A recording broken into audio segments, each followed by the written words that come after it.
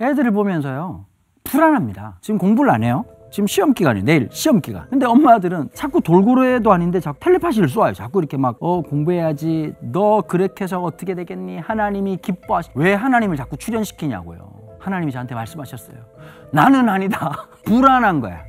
안 할까봐, 또 떨어질까봐. 불안의 대상인 아이를 믿음의 대상으로 우리가 받아들이는 연습과 실력을 갖추지 못하면 부모의 불안은 영원할 수밖에 없다. 불안과 결핍이 절대 잡히지 않는다면 그 불안을 없애는 건 뭐냐? 라고 생각해요.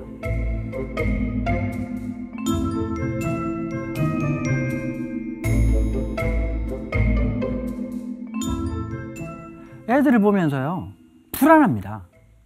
우리 아들 보면요 불안의 극치에 달합니다. 우리 딸을 보면 안 보는 게 낫습니다. 근데 그 불안의 대상인 것에 대해서 대부분 다가 지사님 좀 불안해 하시는 것 같습니다. 그러면 동의를 안 하세요. 그러고 막 염려할 수 있는 거리들을 되게 얘기하시거든. 목사님 지금 애가 이렇고. 그러니까 마치 제가 어떤 느낌이냐. 이 아이의 변호사가 된 느낌이고 엄마가 검사가 된 느낌이에요. 이 애를 감옥에 넣으려고 하는 건가? 아니면 얘를 좀 자유롭게 할 건가? 캐릭터를 정확하게 정해야 되는데 부모의 역할은 검사의 역할이 아니라 변호사의 역할이라는 것을 기억해야 돼요. 심지어 어떤 부모님들은요 판사가 돼요. 3년 6개월 이렇게 하시는 분들이 계시거든요. 애들 입장에서 제가 종종 그런 얘기를 하는데요. 얘들아 너네들은 하나님이 너를 어떻게 본다고 생각해? 그럼 하나님 CCTV 같대요. 봤어. 너 봤어. 너 지난밤에 했던 걸 내가 다 봤어. 이 나쁜 놈의 새끼 아주 그냥 그 관점으로 불안한 거예요. 대부분 엄마들이 이렇게 얘기합니다. 목사님 제가 우리 아이한테 많은 걸 원하지 않아요. 제가 그 말을 너무 싫어해요. 많은 걸 원해요. 뭘 원하느냐. 그냥 지가 하고 싶은 일 분명하고 해야 될 공부 이걸 당연하다고 생각하더라고요. 근데 왜 밥은 안 하죠 엄마들이? 당연하다고 생각하는 공부를 열심히 하고 신앙생활 잘하고 자기 방 정리하고 여러분 이런 애들은 임진왜란 때 다 돌아가셨습니다. 근데 이걸 모르고 대부분 다가 내가 원하는 건 대부분 다가 낫다고 생각하는데요. 죄송합니다. 이 방송을 보는 분들 꼭 기억하십시오. 예수 믿는 사람들은 욕심이 너무 많습니다. 너무 바라는 게 많습니다. 근데 그게 뭘 따라 움직이느냐? 불안을 따라 더 많아집니다. 오히려 불안을 안정감으로 바꿔줄 수 있는 태도를 갖는 부모라면 이런 거죠. 어차피 애가 지금 휴대폰을 보고 지금 안 하고 있는 거예요. 그 마음을 알아줘야 돼요. 해야 되는 건 알아. 내일이 시험 기간이야.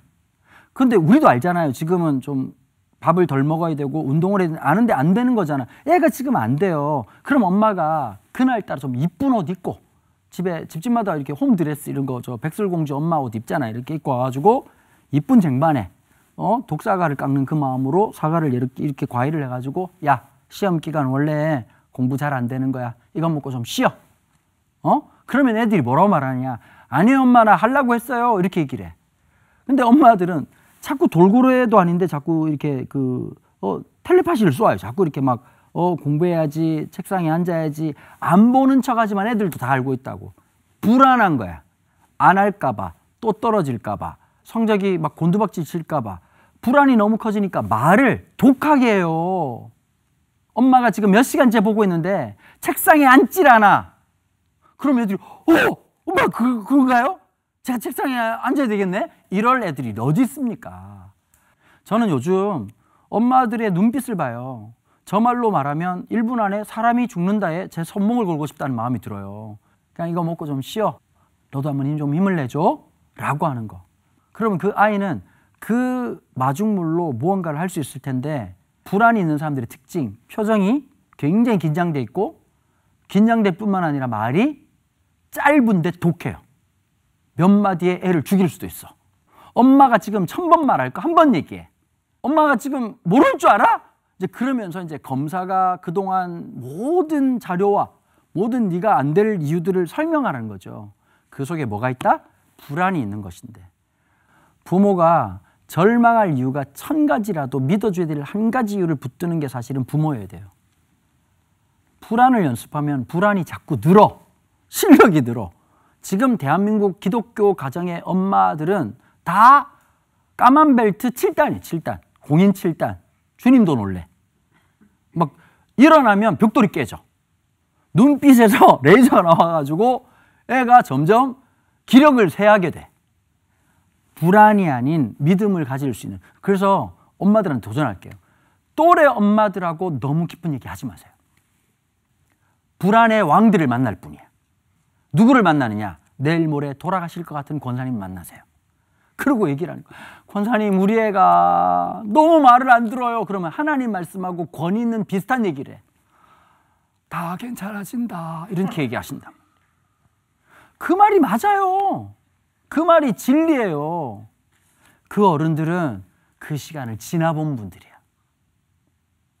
저도 아이들이 사춘기가 지나고 나니까 막 불안해하는 부모님을 보면 안타까워요. 그건 그 아이의 문제가 아니라 엄마의 문제고 아빠의 불안의 문제야.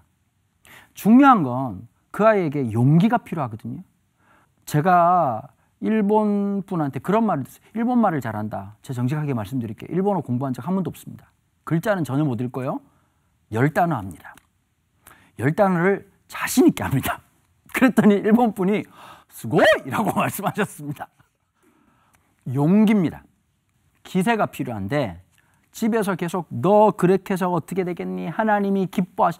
왜 하나님을 자꾸 출연시키냐고요. 하나님이 저한테 말씀하셨어요.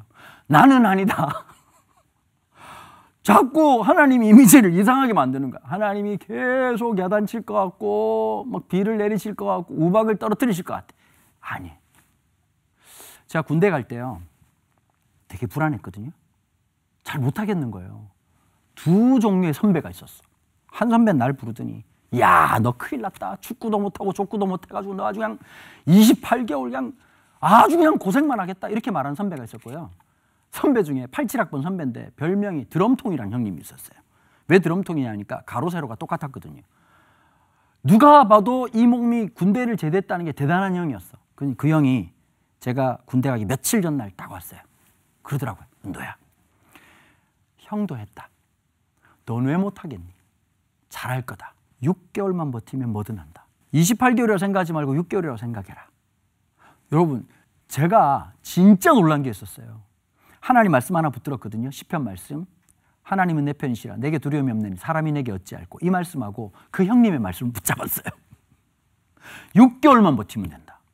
그러니까 여유가 생기더라고요. 불안은 여유를 없애고요. 믿음은 여유를 창조해요.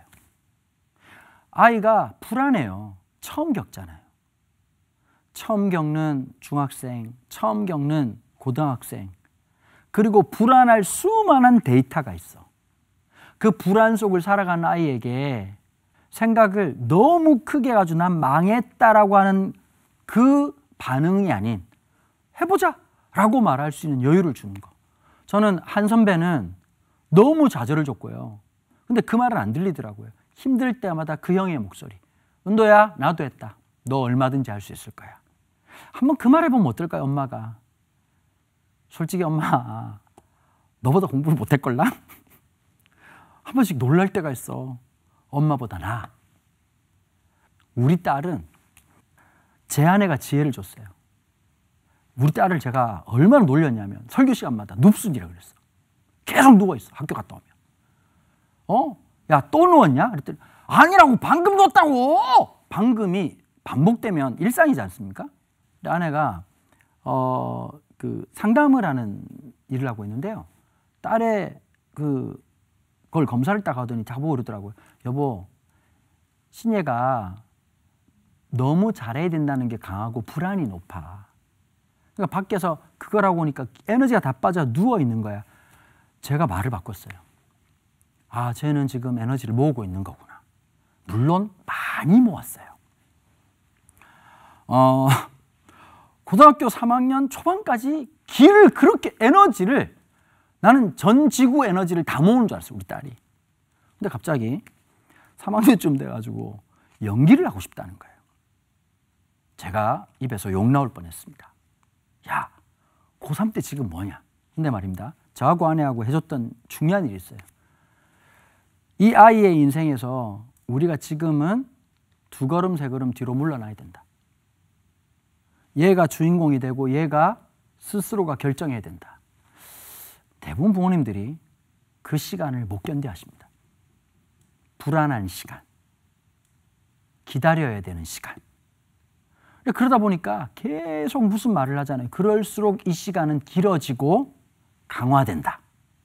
내가 말할수록 아이는 이 혼돈의 시간이 더 깊어진다. 그 얘기 하지 마라. 이 아이가 결정할 때까지. 조금 부모님이 자녀와의 거리를 두십시오. 멋진 거리. 멋있을 수 있는 거리를 둬야 불안이었다는 걸 깨닫습니다. 이 방송을 보시는 부모님들 꼭 기억하십시오. 세상에 제일 힘든 게 뭔지 아십니까? 여러분들의 아들, 딸을 계속 바라보는 겁니다. 계속 보고 있으면 눈이 멀어버릴 것 같고 심장이 녹을 것 같을 겁니다. 그거 하는 게 엄마, 아빠입니다. 그래서 제가 우리 아들한테 진짜 멋있는 대사를 날렸다니까. 물론 후회는 했어요. 아빠가 27살까지 방학 줄게. 너 하고 싶은 거 해라.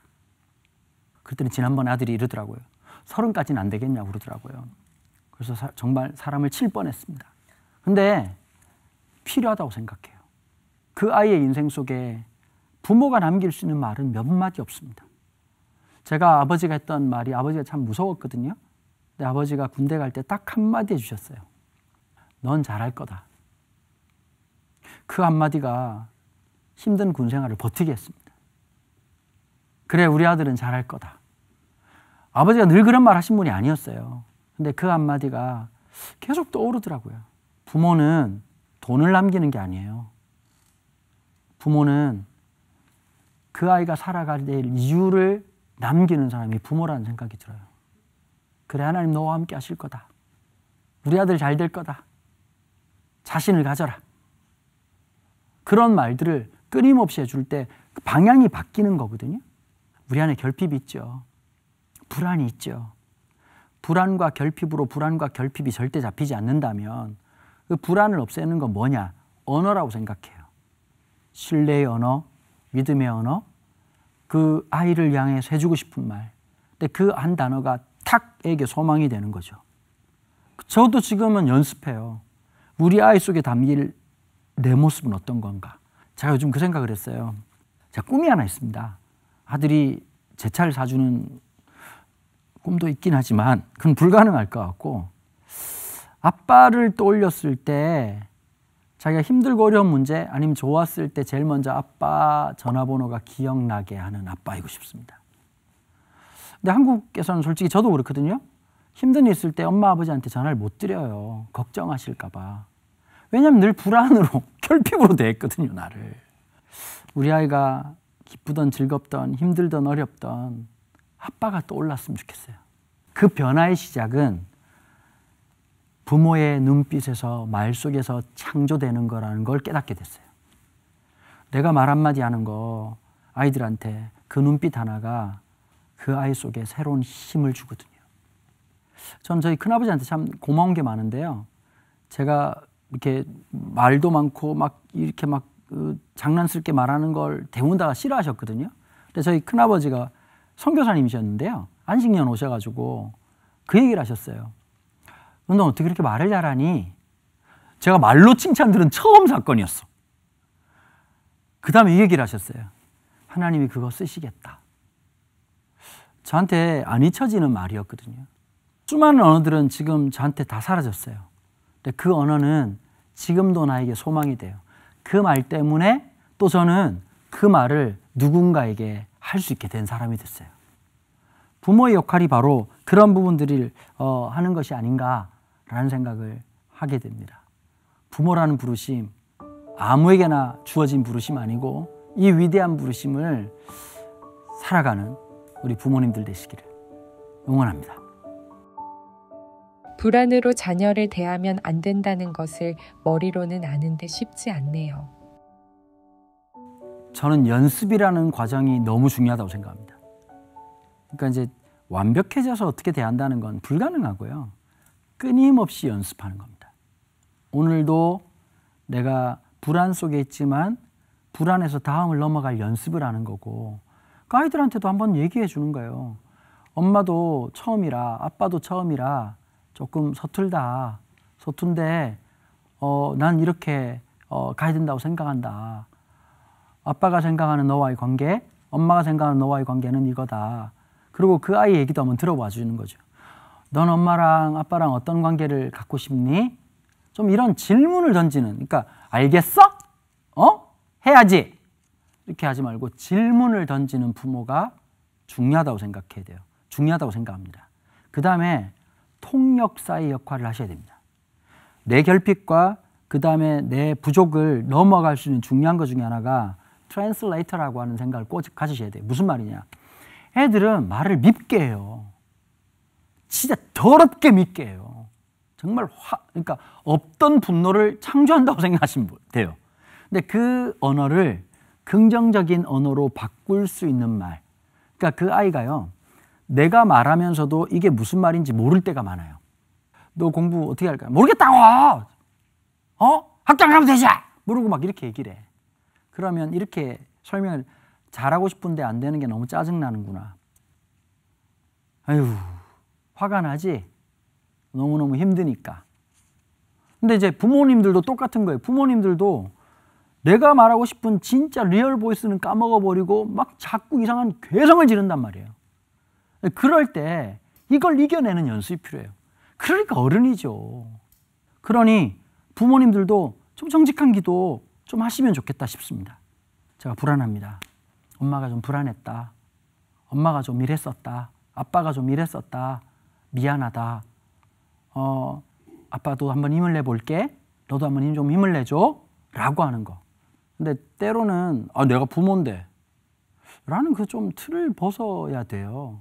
그게 굴이거든요. 오히려 정직하게 미안하다고 얘기를 하고 아빠도 좀 그런 게 있었다 인정을 하고. 근데 이제 그러면 애들도 그래요.